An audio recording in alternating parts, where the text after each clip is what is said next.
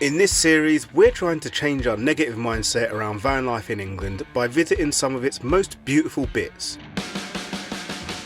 But rather than go for the big hitters that can often get overrun with tourists, we're hoping to find a few hidden gems by heading to some of England's least visited areas of outstanding natural beauty.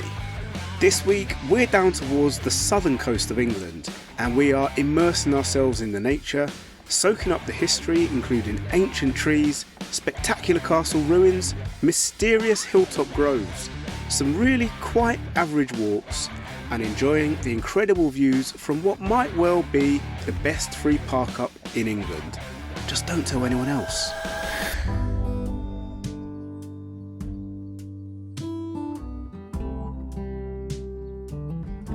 If you joined us last week, then you'll remember that when we left you, we were on our way to London to spend some time with some of my family down there. We had a really lovely long weekend there, so 4 nights. And funnily enough, despite it being in one of the most busy cities in the world, we had absolutely no issues whatsoever parking the van up in a residential street for that length of time. But London's London, so after spending a few days there, despite how lovely it was being with family, we wanted to get out into the fresh air, so we've come straight to a nature reserve in Wiltshire called Langford Lakes. Now this place is absolutely beautiful. It's a series of 4 or 5 lakes that are just full of wildlife. There are birds, there are frogs that we've spotted, there are dragonflies, there's all sorts of stuff here. And each of the lakes is surrounded by a number of bird hides as well. So you can literally stand in them and look out across the lakes and spot all of the geese and swans and whatever other birds there are as well. It's really wild, it's extremely peaceful here, and it's exactly what we needed after 4 days of the madness in London.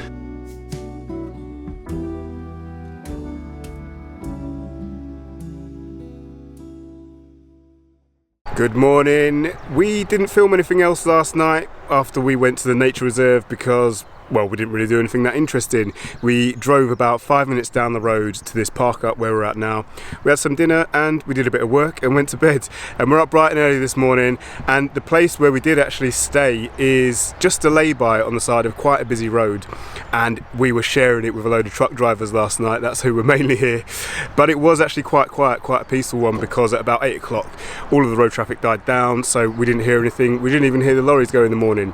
So it was very nice. And actually the setup of it's a bit more like a French air, something that you'd find in Europe. The only thing that's missing is the services to empty out and fill up with water, but other than that, it's got a block for toilets. It's even got a food van which has just arrived this morning, and despite it just being a lay-by, it's also got some really nice views out the van door, so it was quite a nice one. Anyway, we've had our breakfast, we've got our sun cream on, the van's all ready and packed up to go. We're ready to explore.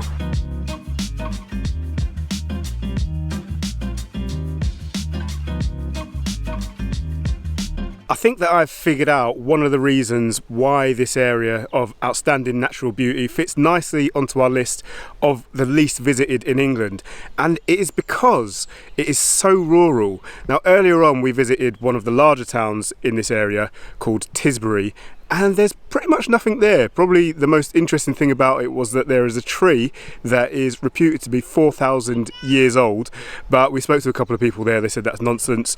At the very most it's 2,000 years old, and they said it's probably more likely 1,200 years old, which is still pretty old. Now, it was a really lovely, quaint town, but there's just not much going on there. But this area is absolutely stacked with places of historical interest, and also places that there are lots of wildlife.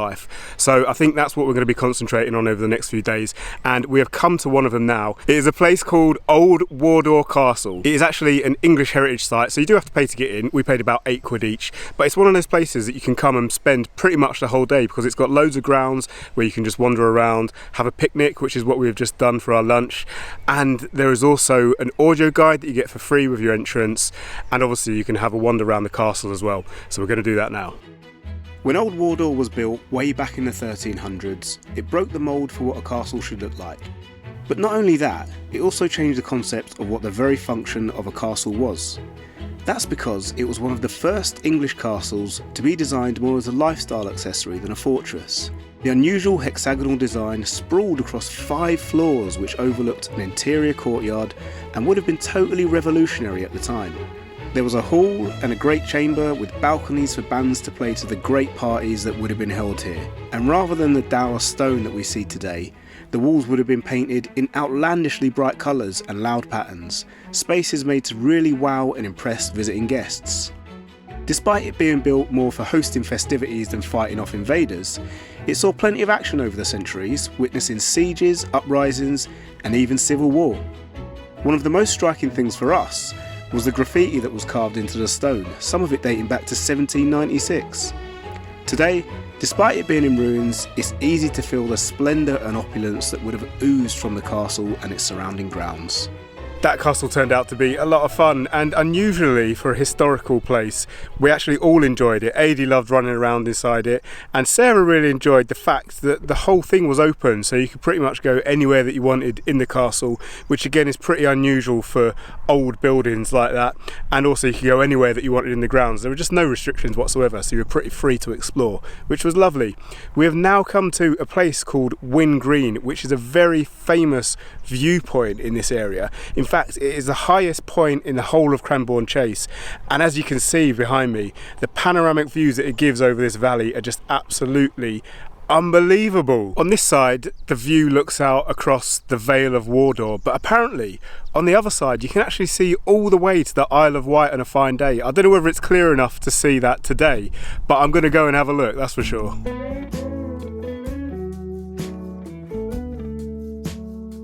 Can't actually see any signs anywhere that you can't stay overnight, so we are doing so. This view is absolutely mega.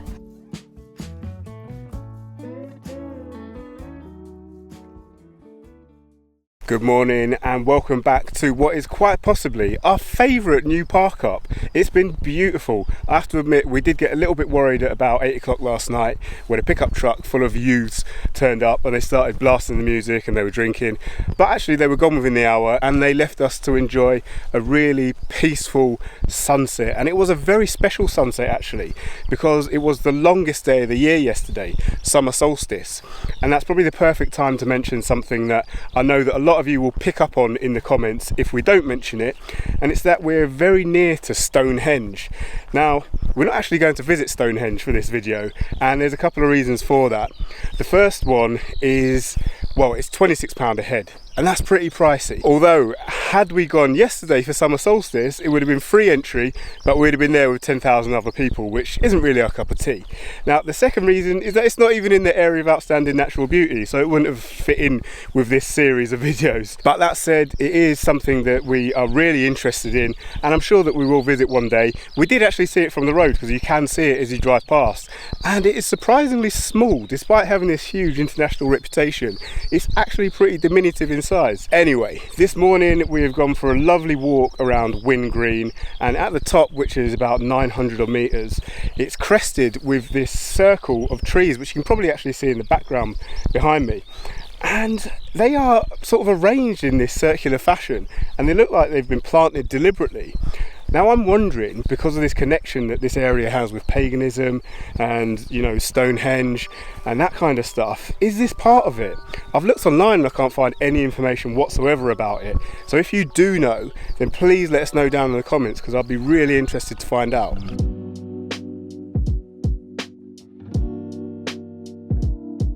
One of the unique things about this area of outstanding natural beauty when compared to the others that we've already visited in England so far is its sheer size. It is absolutely vast, and in fact it straddles 4 counties.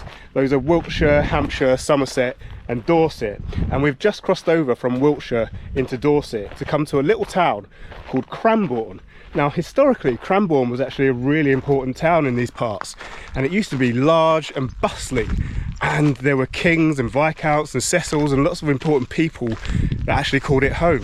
However, a really interesting fact about it is that there was a bypass built around it, and then when the trains came in as well, apparently it turned it into like a little backwater, and so these days it's kind of a tiny village in this area, whereas it used to have this great importance. Cranborne is about 20 minutes from where we were just parked up in Wyn Green, and we found a walk that goes from the centre of Cranborne, and it's a loop that runs through some of the countryside that surrounds it, and it's meant to have stunning views.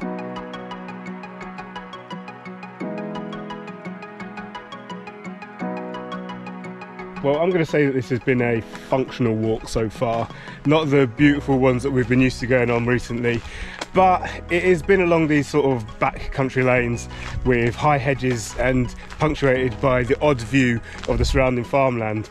However, there's still plenty of time for it to get better. We're only about a quarter of the way around, I think. But what I will say is that despite it not being the most picturesque, we're still really enjoying it. This is what we love doing, just getting outside into nature, walking around and exercising and enjoying the weather.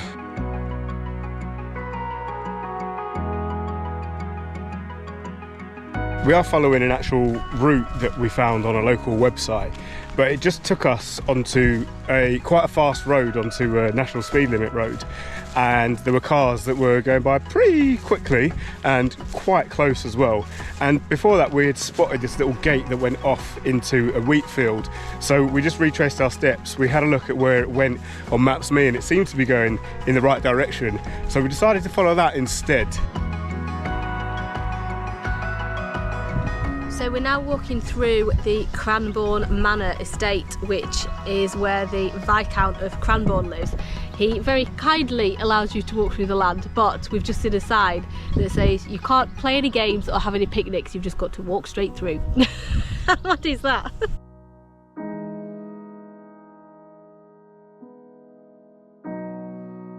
This whole area used to be a royal hunting ground, so basically as far as the eye can see, where we were up on the viewpoint earlier today, and the house behind us, Cranborne Manor, was actually built as a hunting lodge for King John back in the day.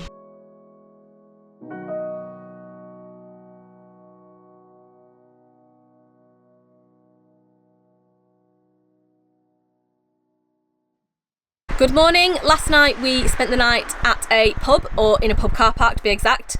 We had dinner there in the beer garden and had a couple of drinks, and there was a play area for AD which she absolutely loved. It was just a really lovely, welcoming country pub, and there were a few other camper vans and motorhomes staying as well. The owners were more than happy for us to do that as long as we were eating in the pub, and that is something that we really enjoy doing in England, but we can't afford to do it all the time because although the parking is free, obviously paying for 3 meals and drinks, you know, that can get quite expensive, and they are just car parks too. There's no services there, you know, you can't spend the day there, so you have to be up and off in the morning, which is what we've done. So we've just driven a little way down the route we are taking and found some woods with some parking. It looks really, really lovely, so those two have gone off for an explore while I get some washing up done and a little bit of work.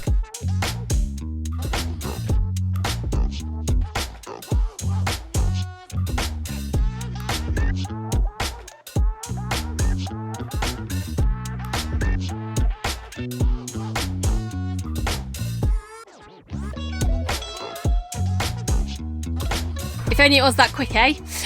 Washing up on a morning is not something that we generally do, to be honest, because we like to go to bed with the van completely tidied and all the washing up done.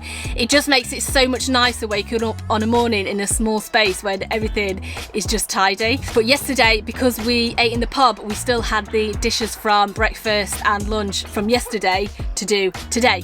So yeah, hence why that needed doing this morning. Right, now to get on with some work.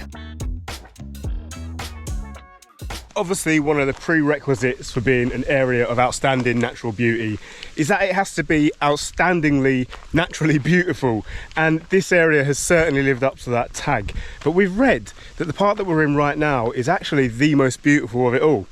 So we're really looking forward to seeing that, and I'll be pretty surprised if it lives up to that billing because we've seen some amazing views so far.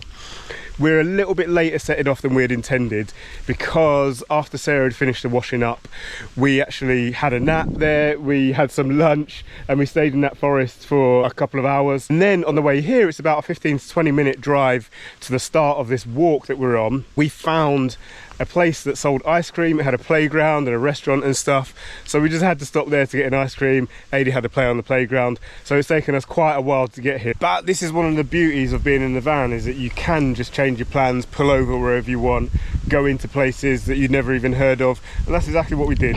We love that flexibility. Anyway, we're on the walk now and we are looking forward to some amazing views.